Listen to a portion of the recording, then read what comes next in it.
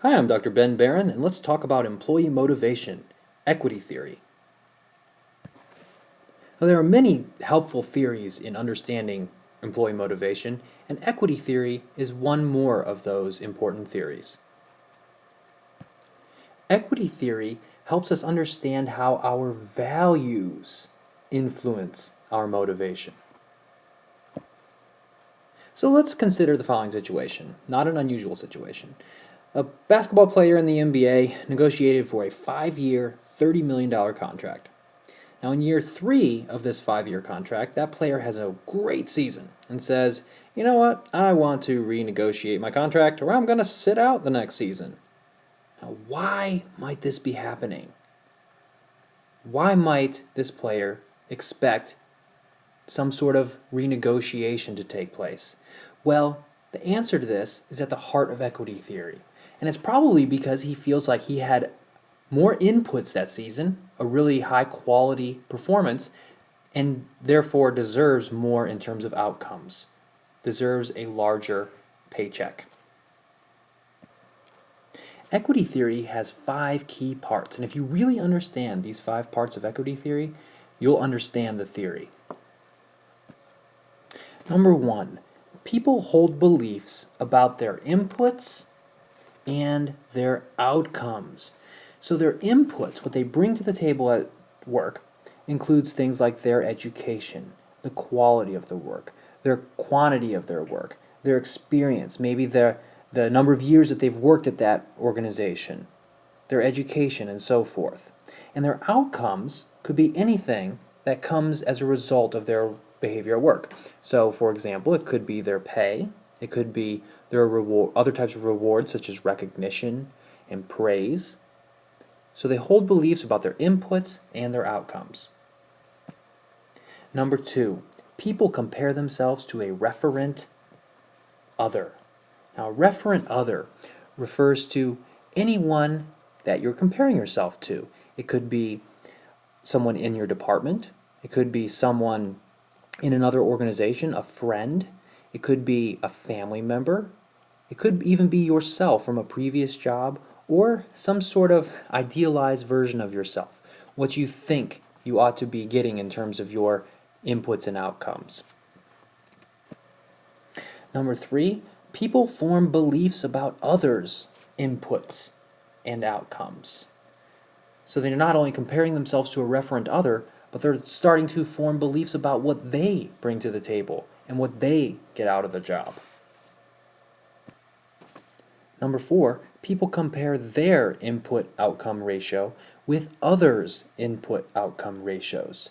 So they're saying, this is what I bring to the table, this is what I put into my work, and this is what I get out of it. And they're saying, well, I'm comparing myself to this other person, and this is what they're getting out of their job for what they put into it. So they compare those ratios.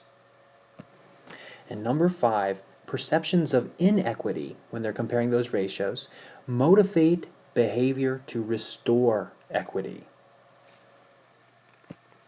And when people compare themselves with each other in this way, they may react in one of 3 basic ways. Number 1, overpayment inequity. And this is the condition resulting in feelings of guilt, in which the ratio of one's outcomes and inputs is more than the corresponding ratio of another person with whom that person compares him or herself. So this is when a person feels like he or she is getting more out of the job for doing less than someone else, so they feel guilty. Number 2, underpayment inequity. This is the condition that results in feelings of anger, in which the corresponding ratio of one's outcomes and inputs is less than the ratio of another person with whom you're comparing yourself. So this is when you think you're getting less out of the job than someone else who brings the same or less to this table in terms of their job. Number 3 is the equitable payment reaction. And this is when a person's outcome or input ratio is equivalent to that of another person with whom he or she is comparing himself. So let's do a quick example. This is the case of Jane and Bob. So Jane and Bob. Jane is experiencing an inequity, and the question is, what can she do to reduce that tension and restore equity in her own mind? Now, her referent other is Bob, who is in her department, and she feels as if Bob gets more outcomes for an equivalent amount of input. So Jane is feeling like she is getting less out of the job for the same amount of work or the same amount of inputs. So what might she do to restore balance? Well, she may try to alter her outcomes. She may demand a raise. She might steal. She might try to alter her inputs. She may decrease her production. She may decrease her quality. She may arrive late. She might attack Bob's inputs, meaning that she might sabotage Bob. She might try to get more work delegated to him. Yeah, Bob can do it. Send it over his way. She might volunteer him for extra work. She may point out his overpayment to others, saying, look at all the money he's getting. She may reevaluate her own perceptions and convince herself of some new facts. She may say, well, maybe Bob he actually has more education than I do, or maybe he does actually produce more. She may change her referent other. She may say, you know what, I really shouldn't be comparing myself to Bob. I should be comparing myself to Dave, because Dave is actually a better comparison point. She might do nothing and just sit there and be miserable at work. And for this to occur for the long term is a rare occurrence. For managers, equity theory has a number of important implications. But first, it's important to remember that equity theory is a perception-based theory, meaning that these ratios that I'm talking about that you come up with, they're yours and yours alone. They're going on in your head.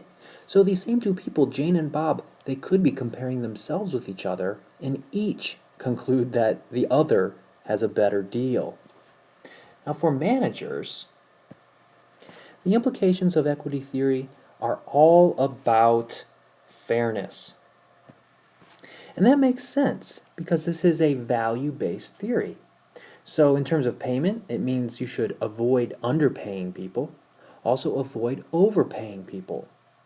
In addition, give people a voice in decisions that affect them. Let them have some input into the decision-making process.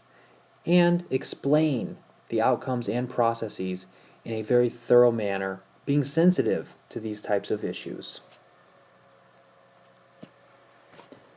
Thanks for stopping by and have a great day.